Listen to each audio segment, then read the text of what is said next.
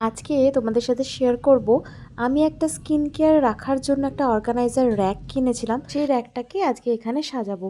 তো সবার প্রথমে যে এখানে যে সেটআপটা ছিল, এখানে আমার টুকটাক স্কিন কেয়ার, তারপরে আমার সানগ্লাস আর একটু কয়েকটা জিনিস সাজানোর এগুলো রয়েছিল। তো সেগুলো আগে সব কিছু সরিয়ে দিলাম। আর এই দেখো, এই র্যাকটার কথা আমি বলছি। তো তারপর ফার্স্টে আমি এখানে সব আগে যত টোনার আছে আমি সবগুলোকে অর্গানাইজ করে রাখলাম। আগে আমার অনেক স্কিন কেয়ারের প্রোডাক্ট থাকতো, বাট আমি সব কিছু যেন ডিসকার্ড করে দিয়েছি। খুব অল্প স্বল্পই আমি রেখেছি, তাও এগুলো আমার ডেলি বেসিসে এখন ইউজ হয় না। কিছুদিন পর থেকে আমি আবার এগুলো ইউজ করব। এখন তো ডানমার্ট যেগুলো দিয়েছে সেগুলোই আমি ইউজ করি। প্রথমের র্যাকে দেখো আমি সব টোনার রেখেছি, তারপরের র্যাকে আমি সাইডে সিরামগুলো রেখেছি, ময়শ্চারাইজার রেখেছি, অ্যালোভেরা জেল, যেগুলো যেগুলো থাকে সেগুলো আমি রেখেছি ভালো করে।